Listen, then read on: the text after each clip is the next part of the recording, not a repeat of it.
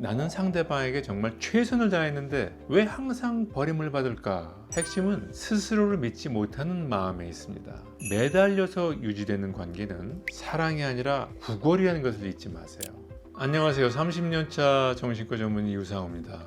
오늘 저는 좀 아픈 이야기를 하려고 합니다. 나는 상대방에게 정말 최선을 다했는데 왜 항상 버림을 받을까? 이런 질문을 마음에 품고 제 진료실을 찾는 분들이 정말 많습니다. 여러분, 혹시 이런 적 없으세요? 상대가 기분이 안 좋아 보이면 나 때문인가? 싶어서 심장이 덜컥 내려앉고, 내 의견보다는 상대방의 취향에 맞춰서 식당에 가서 메뉴를 고르고 옷도 상대방의 마음에 맞춰서 입습니다. 심지어 부당한 대우를 받아도 내가 화내면 떠날까봐 억지로 웃어줍니다. 아이러니하게도 당신이 그 관계를 지키려고 필사적으로 매달릴수록 상대방은 당신을 사랑스러운 파트너가 아니라 버거운 짐으로 느끼기 시작합니다. 이게 바로 의존성 성격이 만드는 잔인한 비극입니다. 오늘 이 영상을 끝까지 보시면 왜 여러분의 헌신이 독이 되었는지, 그리고 어떻게 해야 다시 당당하게 사랑을 받을 수 있는지 그 해답을 얻어가실 겁니다. 누군가에게 의지하는 것은 인간의 본능입니다. 하지만 의존성 성격 장애는 그 선을 훌쩍 넘어섭니다. 핵심은 스스로를 믿지 못하는 마음에 있습니다. 정신의학 진단 기준인 DSM-5에서는 이것을 돌봄받고자 하는 과도하고 만연한 욕구라고 정의를 합니다. 의존성 성격 장애는 특징이 크게 세 가지인데요. 결정공포증, 부정적 감정의 억제, 무력감. 자, 이 세 가지인데 이 세 가지를 한번 깊게 들여다보겠습니다. 첫 번째로 결정공포증은 사소한 선택조차 다른 사람의 확인이나 확신이 없으면 내리지 못합니다. 이거 사도 될까? 나 이거 해도 돼? 라고 상대방에게 계속 묻습니다. 두 번째로는 부정적 감정의 억제인데 상대방이 분명히 잘못했는데도 비판이나 비난을 못합니다. 갈등이 생겨서 관계가 끊기는 게 세상에서 제일 무섭거든요. 세 번째로는 무력감이라는 감옥인데요. 혼자 있으면 내가 마치 쓸모없는 존재처럼 느껴집니다. 그래서 나를 함부로 대하는 사람 곁에라도 붙어 있으려고 합니다. 이건 여러분이 약해서가 아닙니다. 오랫동안 나보다 남이 더 옳다라고 믿게 된 심리적 기제 때문인데요. 이제 이런 증상들이 우리 삶에서 어떻게 구체적으로 모습을 나타내는지 한번 살펴보겠습니다.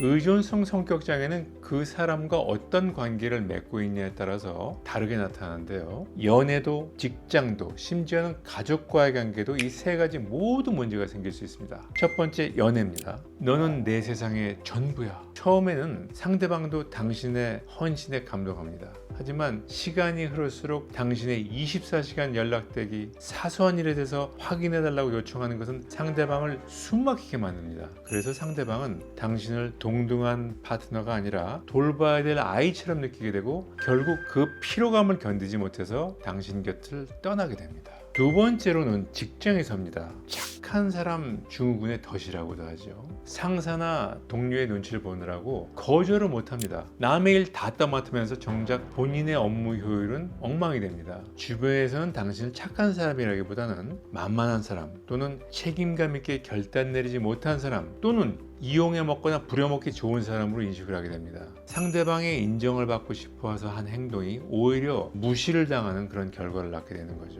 세 번째로는 가족과 대인관계입니다. 성인이 되어서도 부모님 의견에 절대적으로 의존하거나 배우자에게 경제적, 정서적인 통제권을 다 넘겨버립니다. 자신의 삶을 포기하면서까지 다른 사람에게 맞추지만 결국 돌아오는 것은 공허감입니다.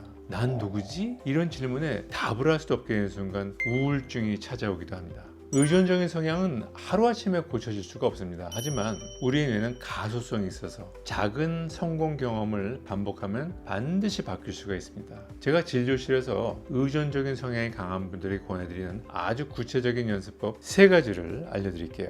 첫 번째가 결정 근육 키우기, 소화결이라고 합니다. 두 번째, 거절이 아니라 자기 표현 연습.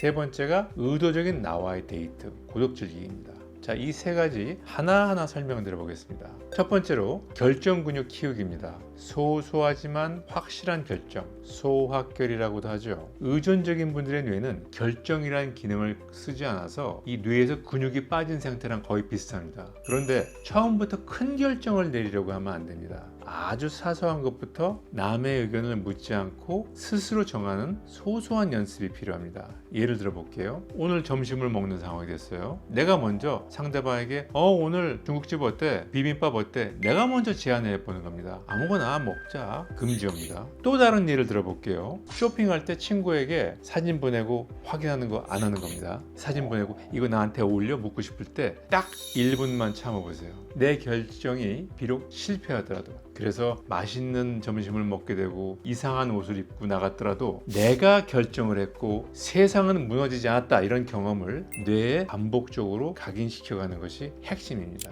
두 번째로는 거절하는 것이 아니라 자기 표현을 연습해 보는 겁니다. 의존성 성격을 가진 분들은 거절을 관계의 단절로 오해를 합니다. 하지만 건강한 관계는 상대방과 내가 서로 다르다는 것을 인정할 때 시작이 됩니다. 그러니까 아주 작은 반대 의견을 상대방한테 한번 내보는 겁니다. 예를 들어 볼게요. 상대방이 이 영화 재밌겠지 할 때 내 마음이 그렇지 않다면 그거는 내 스타일은 아닐 것 같다라고 부드럽게 말해보는 겁니다. 이렇게 이야기할 수 있어요. 미안해, 그건 좀 어려울 것 같아, 이렇게 말한 뒤 그런 경우에 이제 한 침묵이 이어질 수 있겠죠. 한 10초 정도 이어진 침묵 한번 견뎌보십시오. 그 다음에는 놀랍게도 상대방은 당신을 미워하는 게 아니라 오히려 자기 주관 있는 사람으로 인식을 하게 될 겁니다. 세 번째로는 의도적인 나와의 데이트, 고독을 한번 즐겨보는 겁니다. 의존적인 사람들에게 혼자 있는 시간은 공포 그 자체일 수도 있습니다. 하지만 혼자서도 즐거울 수 있다는 것을 깨달아야 상대방에게 매달리지 않게 됩니다.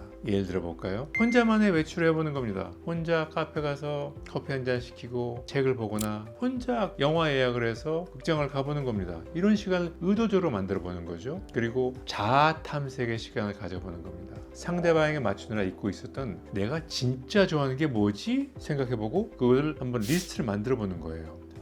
나는 원래 파란색을 좋아했지. 난 이런 음악을 들을 때 행복했었잖아. 이런 나만의 개인적인 취향을 과거 기억을 통해서 다시 한번 수집해 보는 겁니다. 그런데 만약에 혼자서 이런 연습들을 하기가 너무 힘들다면 그때는 전문가의 도움이 필요할 수도 있는 상황입니다. 상담에서는 주로 그 인지행동 치료를 진행을 하게 됩니다.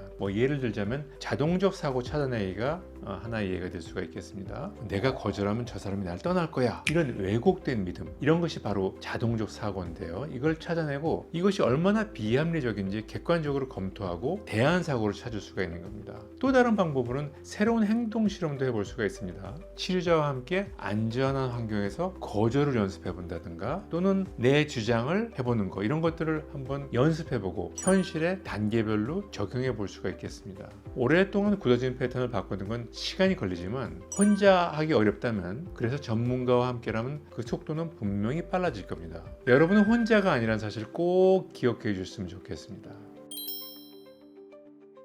의존성을 벗어나려는 노력은 처음에는 마치 살점이 떨어져 나가는 것처럼 아프고 어색할 수 있습니다. 하지만 그 어색함, 그 거리감을 견뎌낼 때 비로소 여러분은 누군가의 그림자가 아닌 빛나는 자기 자신으로 돌아올 수가 있습니다. 매달려서 유지되는 관계는 사랑이 아니라 구걸이라는 것을 잊지 마세요. 오늘 여러분과 함께한 이 영상이 여러분의 마음을 조금이라도 단단하게 만드는데 도움이 되었길 바랍니다. 그리고 여러분의 구독과 좋아요는 제가 더 좋은 영상을 만드는데 큰 힘이 될 겁니다. 지금까지 닥터의 마음쉼터 유상우였습니다. 오늘도 편안한 하루 되세요.